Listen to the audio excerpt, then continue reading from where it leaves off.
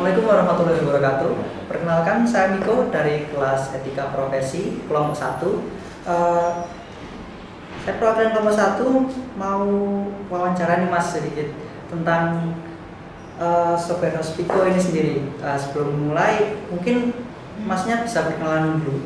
Nama saya Nirwan Budidaya, biasa dipanggil Nirwan. Saya perwakilan dari divisi software development dari PT Picos. Mungkin yang akan istilahnya diwawancarai untuk mata kuliah etika profesi ya berarti ya. Ya. Nah nanti mungkin ya ditanya aja seputar pertanyaan-pertanyaan apa saja, nanti mungkin bisa kita jawab gitu. Oke. Sebelum ke spesifik pertanyaan tentang etika profesi di sini, mungkin bisa dijelaskan dulu mengenai Picos itu, kan kita tahunya Picos software house nih. Yeah. Nah, bergeraknya di bidang apa? Mungkin sekarang ada proyekan apa gitu? Yeah. Siap. Untuk kita biasanya nyerang anggaran APBN, APBD. Nah untuk APBN kita bekerja sama dengan Kementerian Pendidikan, Kementerian Pariwisata dan Komnas HAM. Jadi mungkin untuk proyeknya kita swakelola prinsipnya. Jadi kita ada beberapa tim yang berangkat ke Jakarta, biasanya seperti itu. Nah kemudian untuk APBD sendiri itu kita bagi menjadi di Pemkap se-Solo Raya itu kita mengerjakan terkait beberapa proyek yang dia tayangkan di LPSE namanya aplikasinya. Jadi memang usaha kita nggak jauh dari APBN atau APBD seperti itu. Jadi kebanyakan bekerja dengan pemerintahan gitu ya, Mas? Ya. Oke. Betul. Nah, kan tentang Picosnya tadi. Nah, Ya. untuk di bidang Mas Irwan sendiri kan bagian software engineering. Ya. Nah, kalau tadi bekerja samanya dengan pemerintahan, software engineering tuh ngapain aja skupnya? Apakah bikin aplikasi atau administrasi gitu? Ya. Pertama kali yang bekerja pada prinsip satu proyek itu yang bekerja pertama kali adalah tim administrasi. Jadi kita sudah bedakan menjadi macam-macam divisi. Yang pertama adalah divisi administrasi, kedua divisi multimedia, yang ketiga divisi saya, divisi softdev, yang keempat ada divisi rumah tangga, yang kelima ada divisi surveyor di lantai 2. Nah biasanya untuk satu proyek itu yang pertama kali bekerja itu adalah tim administrasi, itu untuk menyerap istilah anggaran dan melakukan sebuah penawaran.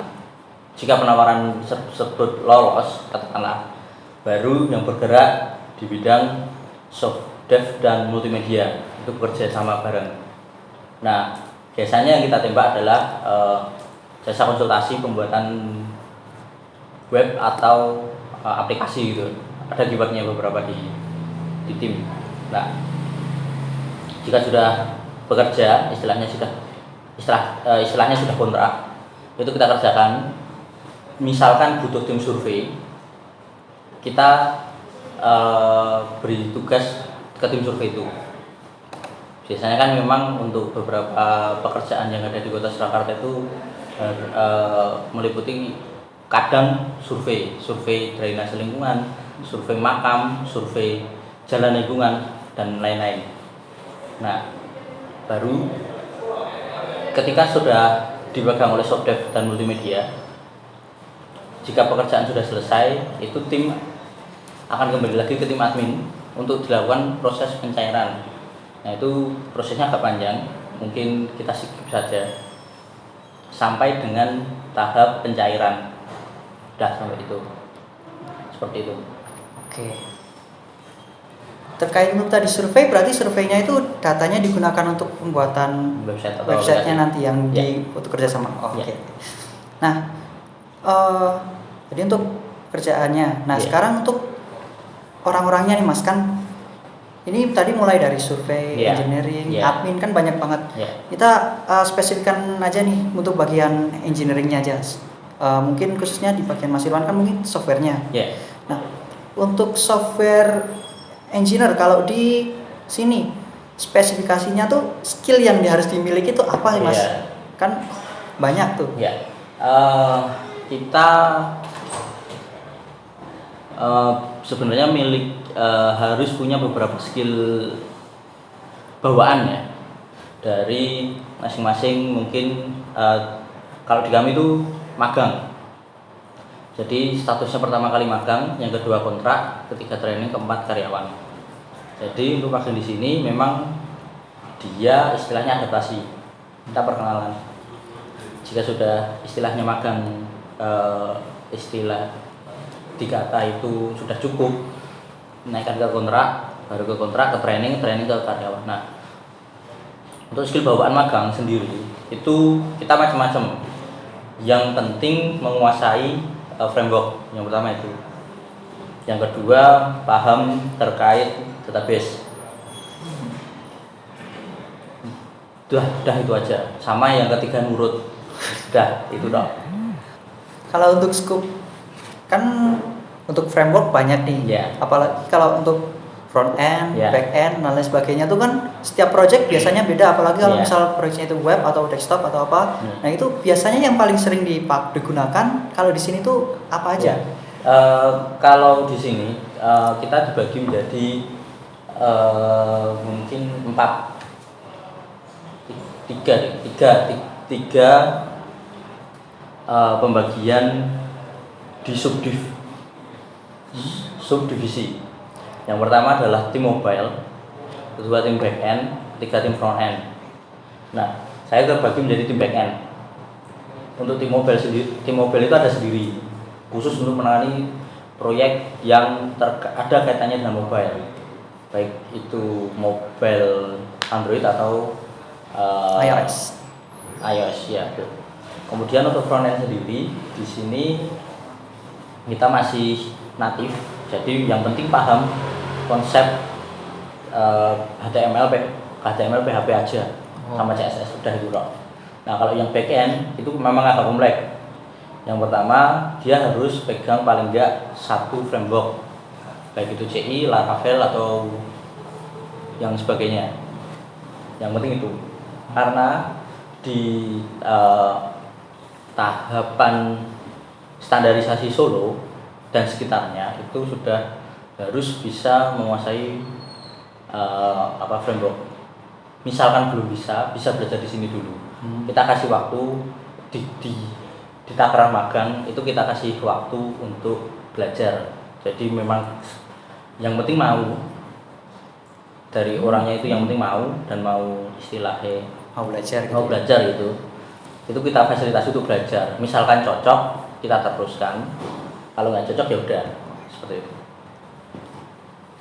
Berarti tadi untuk yang front end tuh biasanya untuk web, kalau yang front endnya Android divisi Android sendiri.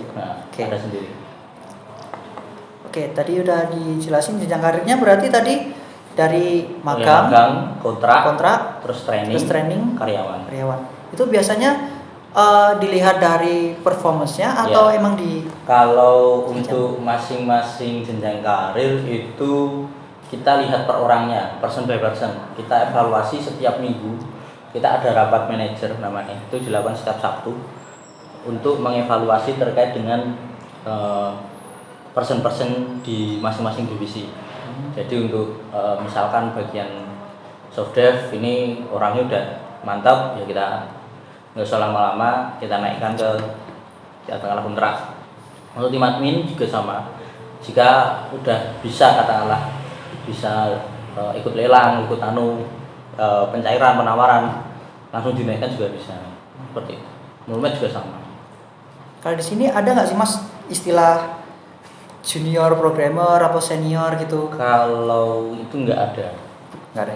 Nggak ada. Memang yang membedakan itu tadi mungkin kalau di dalam software sendiri sebenarnya nggak ada istilah senior junior gitu ya.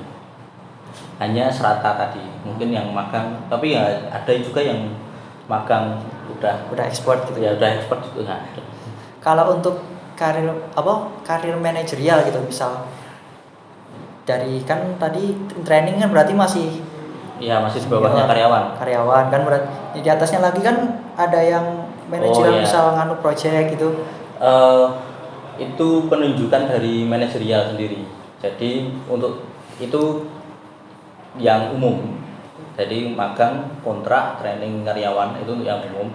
Kalau yang sudah expert itu bisa ditarik ke wakil manajer atau manajer. Kalau strukturnya di sini berarti paling tinggi manajer gitu. Paling tinggi CEO.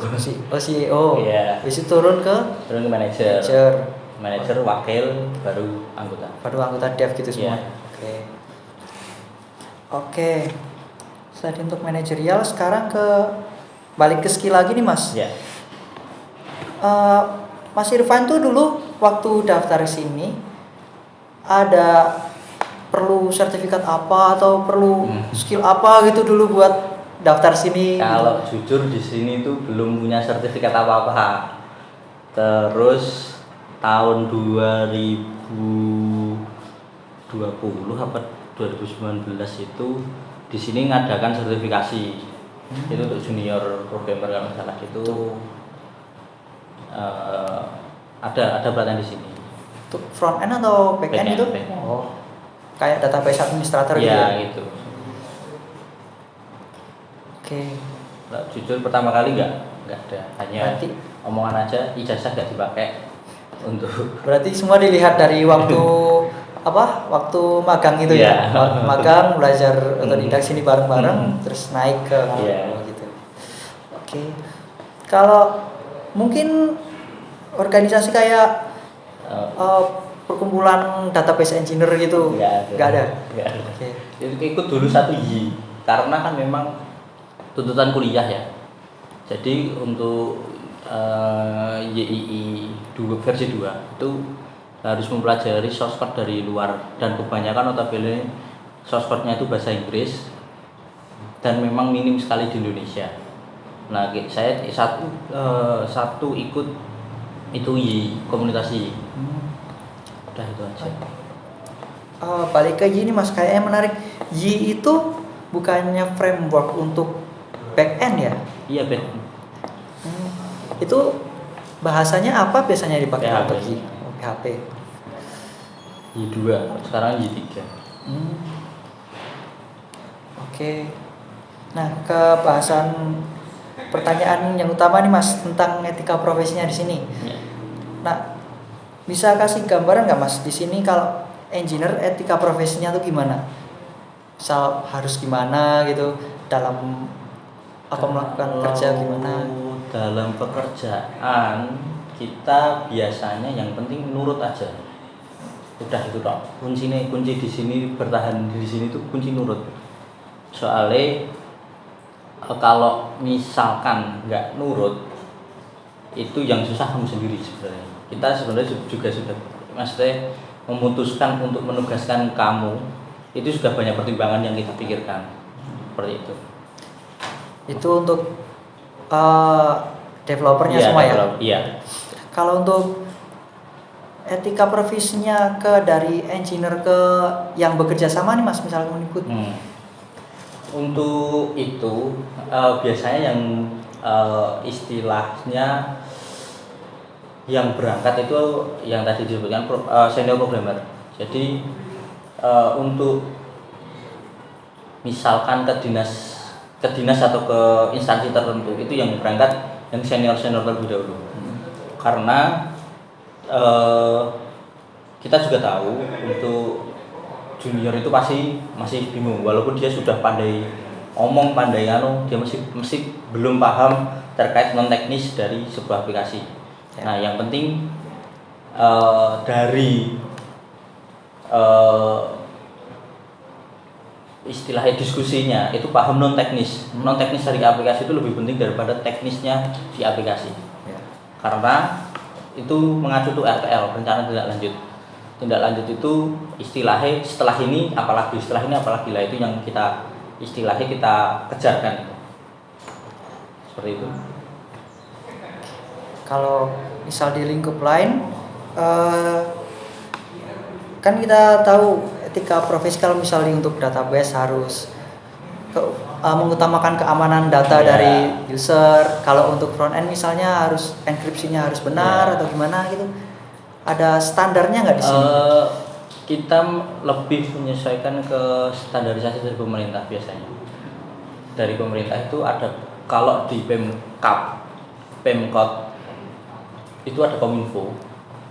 Jadi Kominfo itu menerapkan, sebenarnya kita lebih terserah kita sebenarnya. Yang pertama itu karena untuk Kominfo belum mempunyai standarisasi terkait dengan minimum requirement yang ada di aplikasi yang akan kita pasang lah, istilahnya seperti itu.